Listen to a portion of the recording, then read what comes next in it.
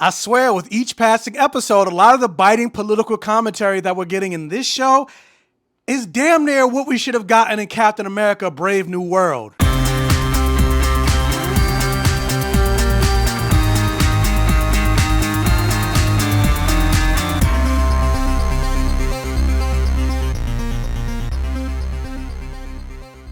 And welcome to my Safe Gayven, everybody. Thank you guys so much for clicking on another video and joining me here on the Black Gay Comic Geek channel.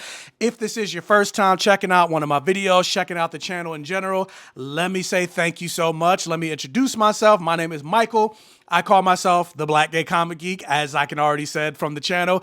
And I say that I love to talk about here on the channel blood, sex, gore, and magic, or any variation of the four. So I mostly like to talk about superheroes or fantasy-related television shows, media, video games, etc., sci-fi, action, horror, suspense. And of course, I like to talk about black representation and queer representation. And every so often, I'll review a movie that's non-fantasy related or whatever. I'll step outside the box. But regardless, if that's something that you're interested in, if you think representation matters and through representation equals normalization, do me a favor, hit that subscribe button. I am 3 subscribers away from hitting 10,100 subscribers. I'm at 10,097. So help me reach that milestone by hitting that subscribe button. But also, if you're already subscribed, do me a favor, hit that like button. It'll help with the YouTube algorithm, getting this video out there, getting my channel out there, so more eyes can see the channel. And with that said, I got 10,097 subscribers. Guys, check out the videos. If I got 10,000 subscribers, where the 10,000 of you at watching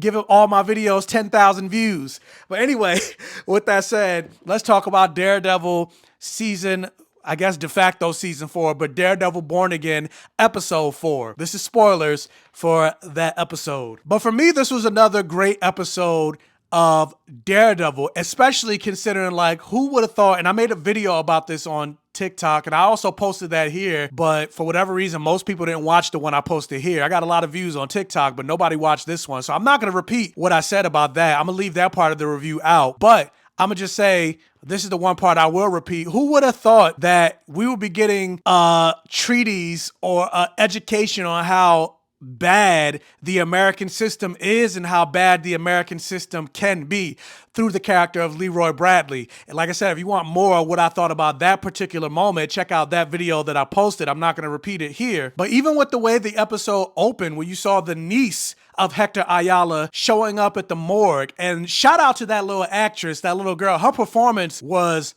great. She was good, but I also found it a little curious because they name dropped her. Her name is Angela. I'm assuming that's Angela Del Toro, who's obviously the niece of Hector Ayala in the comics. In the comics, she's way older, and actually she's the next person to gain the White Tiger magical amulet and becomes the White Tiger, but obviously that's not going to happen in this show because she's a kid. And then the next person to don the White Tiger amulet and costume and mantle becomes his younger sister, Ava. So I'm assuming they're going to go the Ava route and say it will make sense for her to have an older sister as opposed to an older niece. But plenty of people have older, like my niece is only like 11 years younger than me. But either way, her showing up and her saying what she said to Matt is kind of just going to show it's just another example of why we need somebody like a Daredevil. Because sometimes, yeah, in Hector's case, the law did work. He got off. He was acquitted, but the law also didn't work because he was brutally murdered, executed in the middle of the street. And just like they kind of said, nobody seems to care. And speaking of nobody seeming to care, this is the one thing I do like about this show, like how we got the cameo from the Punisher. And even though I was hoping when the Punisher showed up, it would be more grandiose and it would be more impactful. Not to say the scene wasn't impactful,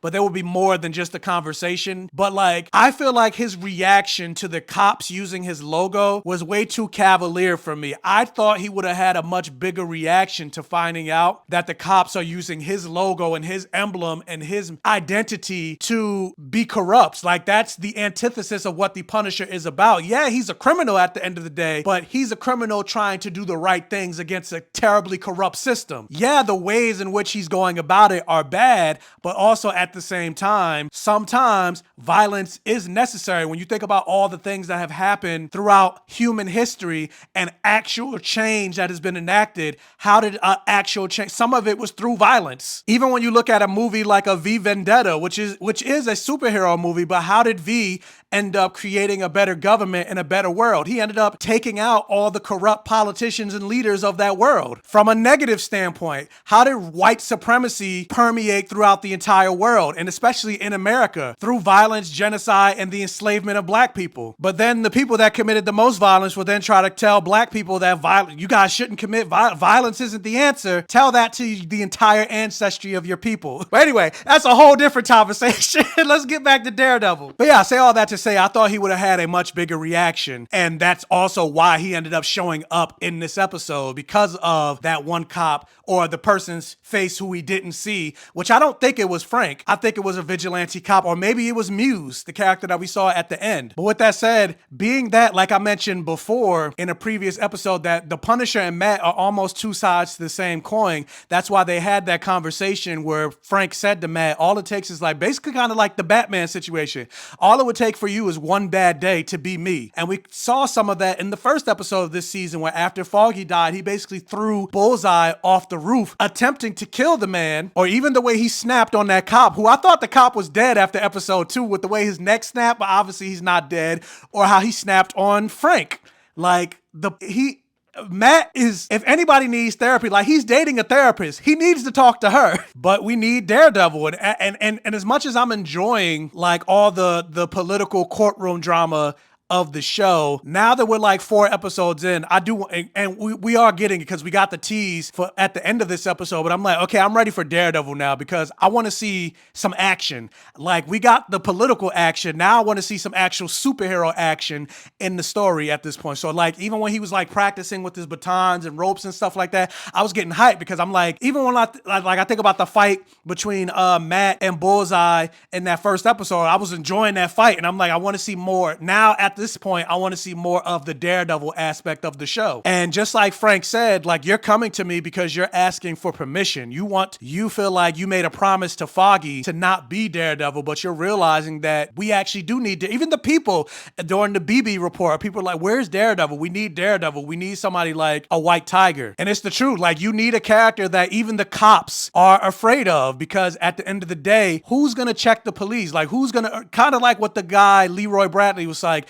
because after Leroy got arrested, the cops just took his cornflakes or whatever he was eating and started eating it themselves. They didn't pay for it, and he kind of made a good point. They need to arrest themselves, and that's kind of like stuff we see in the real world, where you see cops doing things where they break the. It's like, well, who's gonna arrest the cops? Like, who's gonna hold the cops accountable? And that doesn't really happen. Speaking of stuff that doesn't really happen, you could see, like, I was getting frustrated just like Fisk was with the I think her name is Sheila, talking about all the ways stuff can't be done. And I'm like, this is probably exactly what happens in real life, where every time you turn around, you have politicians talking about doing big sweeping change. Like even Obama, I'm tired of playing the same old Washington games. I want to come and change how Washington is done. But then he gets in office for 2 terms and he plays the same old Washington games. And I feel like part of that is also because he had the same people like a Sheila in his ear telling him why something can't be done instead of telling him why something can be done. It's like, you can't do this because you got to do this. It's like all this red tape and bureaucracy. And I could feel Fisk getting frustrated because I was also getting frustrated. But then also being that Fisk comes from the criminal world and him being the law pretty much in that world and the final say, when he said something as the Kingpin, it got done. There was no, oh, we got to do this first. We got to do it. It's like, no, if I want you to kill somebody, you're going to go do it. If I want you to do this, you're going to go do it. And that's also why I feel like that kid, the character of Daniel, he was pissed off at first. And I think he was going to fire him. But once Daniel expressed his like blind devotion to Fisk, you could see his anger drop because he's used to being worshipped. He's used to being somebody that people fear, somebody that people respect, somebody that people look to, which he's not really getting as the mayor. He got that as Kingpin, but not as Mayor Fisk. Yeah, he's respected, but he's not feared. He's not worshipped like Daniel showed. That's why he was like, you know what? I'm not going to fire you, but don't do that again. And that's the Fisk, or the version of Fisk that Vanessa wants back, that Vanessa likes, that Vanessa loves. When Vanessa found out that Fisk was a criminal, like she fell in love with him even more. And then you also saw when he was gone, she was running his empire. Like I said, I feel like Vanessa is going to be a bigger problem than even the Kingpin. She's going to be a bigger Kingpin than Wilson Fisk's Kingpin. But yeah, but going back to something that I said with regards to Punisher that I meant to bring up, like I also like the small cameo of having Frank show up out of nowhere, because I said I was expecting his cameo to be more grandiose, more bigger, but from a comic book perspective, I love that, because there's many moments, and especially since they all take place in New York, there's moments where superheroes would just show up in and out of people's comics with no issue, even just like a, hey, what's up? Or we'll see like Spider-Man swinging by in the background without him making a comment or anything like that. And that's the type of interconnectivity that I love about the comics, and that they keep teasing and saying that the MCU is going to be, but it doesn't really happen. Like, you don't see Tom Holland or whatever walking through the streets or whatever of New York in a Daredevil or Hawkeye or whatever series